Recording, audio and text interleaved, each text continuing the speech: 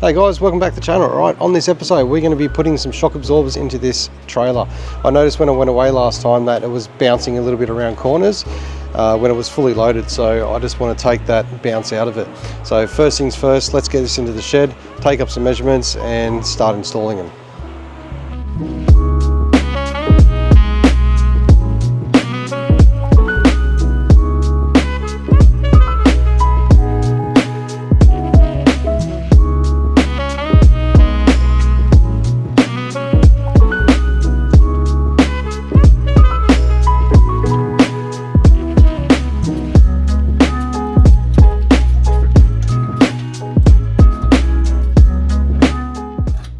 So I'm going to get this up onto jack stands. Now I do need to support the chassis, not the actual axle, because my axle actually sits over the leaf spring. So what I'll do is I'll get this up onto jack stands so it's nice and supported, and then we can get this.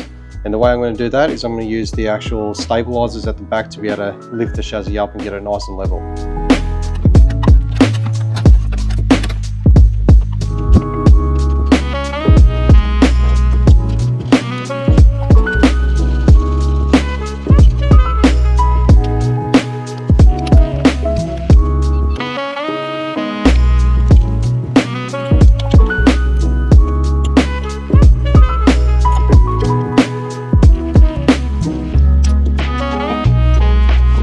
Alright, so the wheels are off and this is what I have to work with. Now I have my shocks.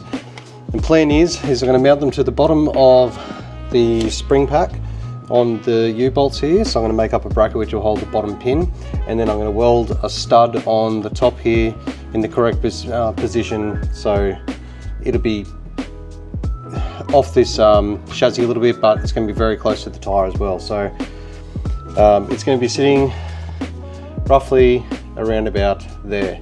So what I'll do is I'll get a measurement from the back of the tyre to the chassis, so I know how far to come out and how much clearance I'm going to need off this as well down the bottom.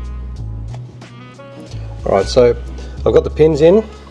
Now it's going to sit around about there, and I wanted the bottom bracket to actually sit, let me just see if I can get a better angle here. Now I wanted the bracket to sit on the side here. The problem with that, it's going to put this shock on an angle, so I'm trying to keep the shocks as vertically as possible. So I might have to actually go through out the back here and put the bracket on the side just to try and get this spring, this shock sort of closer to the spring, which will be benefit too because it'll actually get it away from the tyre a little bit more as well. So what I'll do is I've got the rough position of where it is. This shock is compressed about halfway at the moment. We've got to make sure that this shock does not bottom out, otherwise it will damage it. But there should be plenty of travel in this shock for this spring. I don't really think it's going to compress that much to be able to bottom out this shock. So what I'll do is I'll get some measurements now for this bottom bracket and see if I can start fabricating that up. Alright, so I've been thinking about it, and the way I'm going to design this, now I had these tabs sitting down. These are just spaces that I had when I got the axle, which are going to be perfect just for the bottom pin to go through. So this bottom pin is going to go through. Most likely I'll be welding this on permanently. Then I have the washer which will space out the bushing. That'll slip on. I will curve this so it does have a little bit more movement around there because it does hit at the moment, so I'll curve these edges. Now I need to get this plate sitting around about there on the underside. So I'm going to make up a bit of flat bar which will weld this tab vertically to it, and then that way that'll bolt up from underneath and that'll support the bottom shock.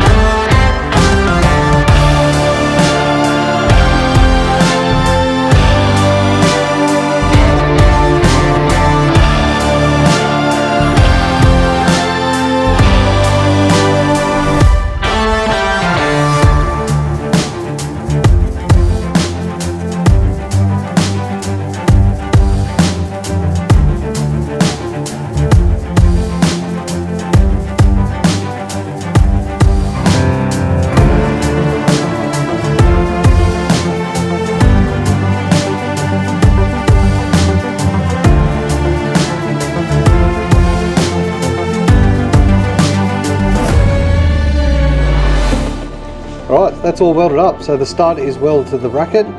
This will bolt up underneath the shackle, and this will support the bottom of the shock. Now, I was thinking if this would actually bend or not under load, but I think it should be okay. Like, the shock's going to do all the work anyway, so it'd have to be probably, the shock would actually probably have to bottom out or be its maximum travel for this actually to bend. So anyway, let's get this bottom one mounted up and then we can work on the top one.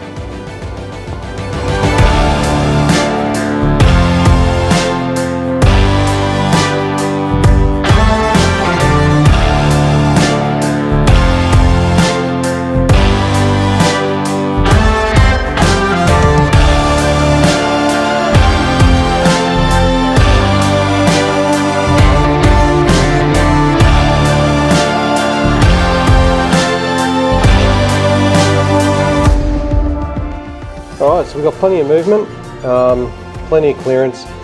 Now this has a strap on at the moment, so it's probably about halfway compressed. So I'm thinking about, I'm going to go about 100 mil in from either side, and I'm going to mount it just at the bottom so it doesn't interfere with the top of the shock body.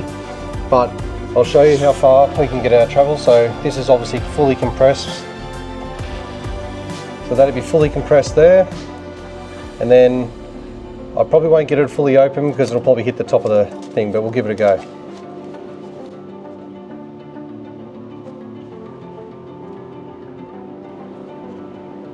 There you have it. So there's quite a bit of droop on this. So now, obviously I'm not going to be going, it's not going to go down that far, especially with springs. But the main reason I want to make sure that this doesn't bottom out, because that's when you'll damage the shocks. So I want to try and get them as vertically as possible, so I'll probably mount them probably around about that angle, so that'll still give me about 100 mil compression, which is, I think, going to be a fair bit on this. So I can come up a little bit higher as well if need be. Anyway, let's mark it out, get this top bolt welded on, and then we can mount the wheels back on.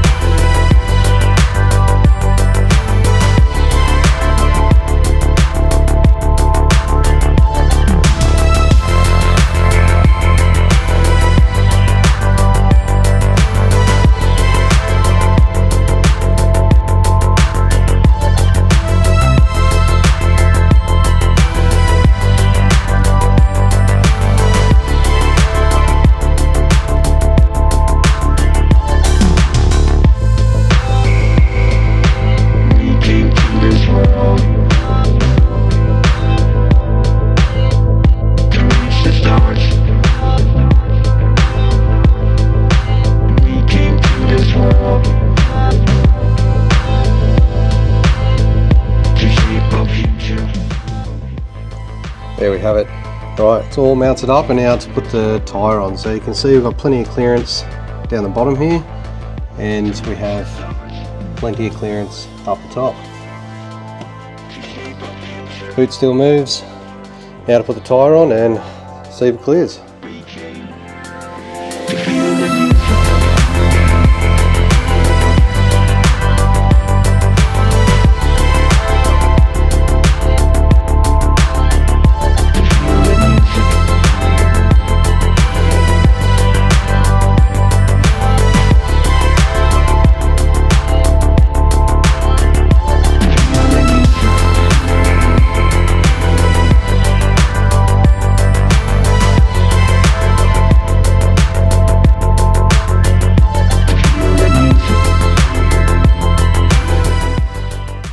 Right, wheels are back on. Now to see how well it works.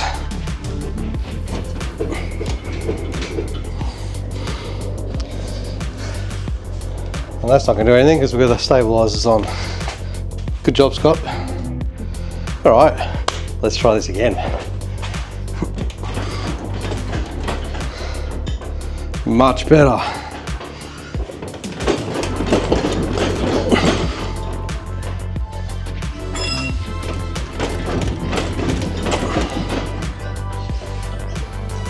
And that is perfect. You can see it settles really fast now, so I can't wait to test that off-road and on-road. So before it used to get a little bit bouncy, and now that is just going to be perfect. It's going to settle and I don't have to worry about it sort of bouncing and getting death wobbles. Anyway, it all clears, looks great. I hope you liked the video. If you did, hit that like, hit that subscribe, and we'll see you on the next one. Thanks for watching.